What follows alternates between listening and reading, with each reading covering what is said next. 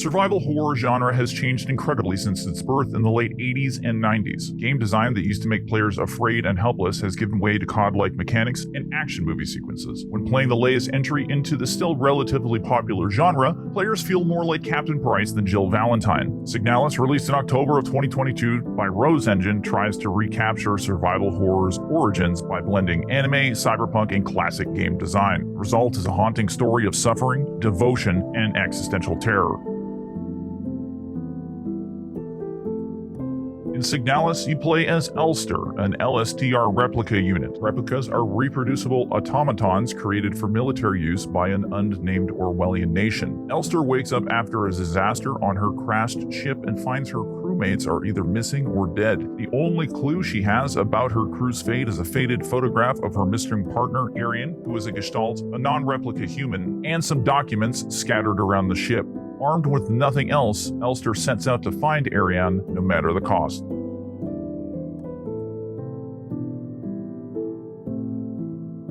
Signalis' story is presented in a disjointed manner that is very open to interpretation. The game conveys the narrative through documents and characters that Elster encounters. Players unfamiliar with text-based storytelling, which is very common in indie games, should understand that there's a lot of reading to do in Signalis. Players may be tempted to skip most of what they find, but the lore plays an essential role in the gameplay. More on this later. The game contains plenty of cutscenes and first-person segments to break up the isometric view and long stretches of text. These scenes are welcome respites and nicely move the overall story of Signalis along. Familiarity with German and Japanese will also help players make more sense of what they see. Even with these various mediums, Signalis' story is very disjointed, and there is very little that the player can rest on to make sense of what is happening. This is not to say that this method of storytelling is detrimental to the experience. Quite the contrary. For a survival horror game aiming to make the player feel uncomfortable and not in control, the story's confusion adds to the experience rather than detracting from it. Players experience Elster's struggle, fear, and doubt alongside her. They don't just watch Elster, they inhabit her. The story is supported by the atmosphere created by the game's graphics, art direction, sound design, and gameplay. Signalis' graphics are gruesome and visceral. Despite being a so-called 2.5D game, the small, low-resolution, three-dimensional sprites still elicit fear and repulsion. This speaks to the expertise of the game's development team that Signalis can do so much with so little. For those looking to get the whole retro experience, a CRT mode is available, replicating the look of a 1980s monitor. Signalis boasts an impressive musical score that heightens the tension in enemy encounters and creates an oppressive atmosphere overall.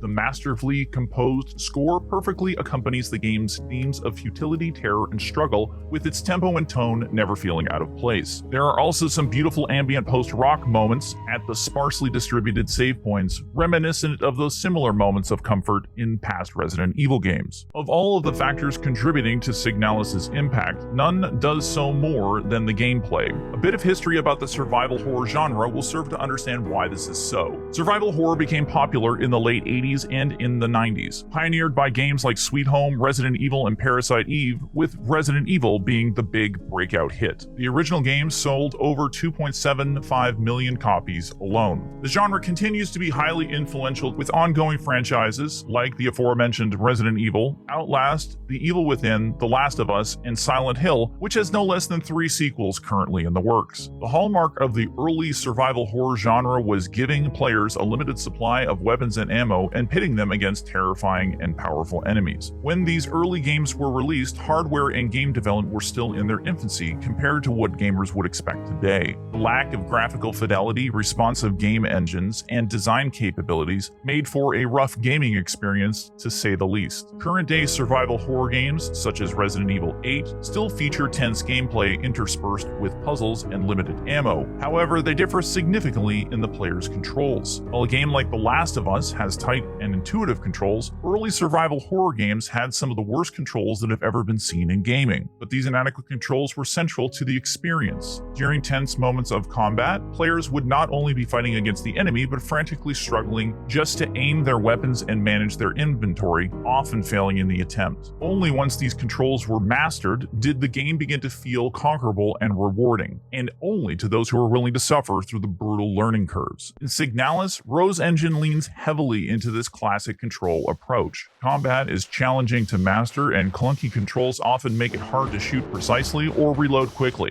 Elster's aiming and turning can be painfully slow, evident when multiple enemies are approaching from different directions. Even if the player manages to point a loaded weapon at an enemy, the shot may or may not kill the target. Combat is always a risky affair in Signalis. The inventory is limited to only 6 slots for equipment, weapons, ammo, and crucial quest items. This system forces players to make choices based on their desired objectives. Since there's no way to drop or retrieve items later, except in their stash, players may need to use or destroy less essential items to make room for more important quest items. This requires conscious foresight to avoid clogging the inventory at crucial moments. The save system is a classic point-save file system with only a few save rooms per area. To avoid losing valuable progress, players must save frequently and often. Forgetting to do so could mean the loss of 20 to 30 minutes worth of work.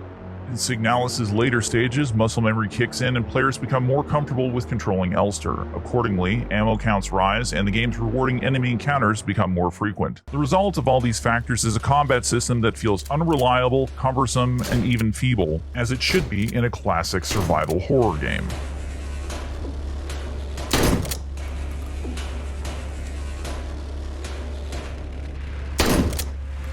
Signalis boasts puzzles of varying degrees of difficulty, ranging from evident to "I may not be smart enough to do this." The puzzles are cleverly intertwined with the game's fragmented story, so players should pay close attention to the information available in the surrounding environment if they want to progress. The only shortcoming in the game is the need for more indicators of what to do next. There's a lot of backtracking in Signalis. Since some enemies can regenerate after being defeated, players are forced into a playstyle that aims to avoid enemies instead of fighting them.